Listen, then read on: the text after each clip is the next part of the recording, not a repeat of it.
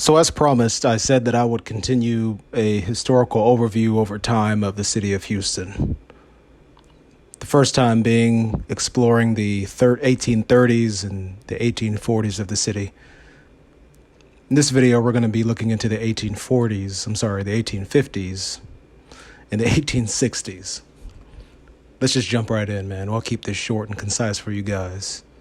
Starting in the year 1850, this is around the time when Houston's identity as a trading hub emerges with improvements to Buffalo Bayou and its first railroad. Now, like I mentioned, in 1850, the first census after Texas joins the United States counts about 2,396 Houstonians as its official first census. The city of Galveston, for those of you who don't know, you can easily search it on Google, but Galveston is just another little city by the coast. It's a frequent destination for a lot of Houstonians. It's just easy to get there. It's like 45 minutes, maybe an hour, depending on where you are. At that time, Galveston in 1850 had 4,117 residents and was the state's largest city at the time. So that's interesting. Now, in 1853, Houston's first railroad, called the Buffalo Bayou, Brazos, and Colorado Railroad, began operations.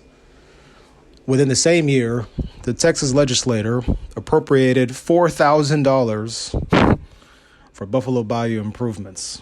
Shout out inflation. Now, if you fast forward about 6 years and get to 1859, you had three competing firefighting companies combined into the Houston, what they called then the Houston Volunteer Fire Department, which is interesting. Now, if you fast forward a few more years into the 60s, 1860s, we'll find that Houston's commerce continues to really grow during that decade of the 1860s as Houston introduces its first iteration of public transportation. Let's see, for those of you who may not be aware, Houston is not necessarily the best when it comes to public transportation. When I was going to UH, I used to catch two buses to get to school, and then I caught one bus and then the Metro Light Rail to get back home. I'd catch the 82 on Westheimer. This was years ago. 82, and I get off on Westheimer, and I get on the 25, and that'd take me straight to University of Houston. That would take me about 2.5 hours by bus. Okay. Getting back from the university, I would hop on the light rail, take that, and then hop on the 82 from downtown, head down straight Westheimer, again, 2.5 hours. Horrible. Nothing like New York, nothing like Portland, nothing like the DART rail system in Dallas, or just the DART system in Dallas.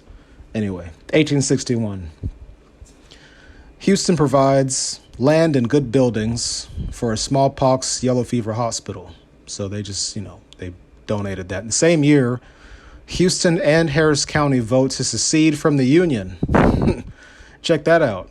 During the Civil War, with closest fighting is at Galveston. Now, the closest fighting at that time was in Galveston. So this is a first, ladies and gentlemen. Houston and Harris County voted to secede from the Union in 1861. Now, fast forward 5 years, get to 1866. Houston's first bank, which is now called, its First National Bank, is now founded.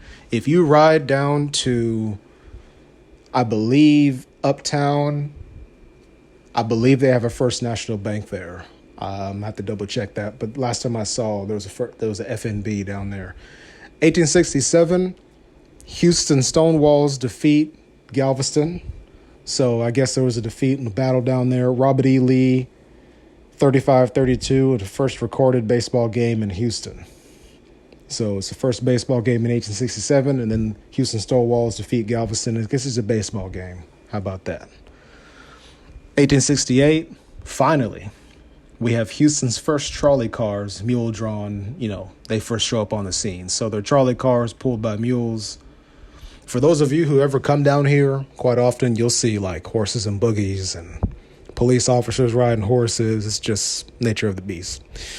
It's the Bayou City Report. Just wanted to give you guys some additional history of the city of Houston quickly. I'll check out here. God bless y'all. Be safe. Peace.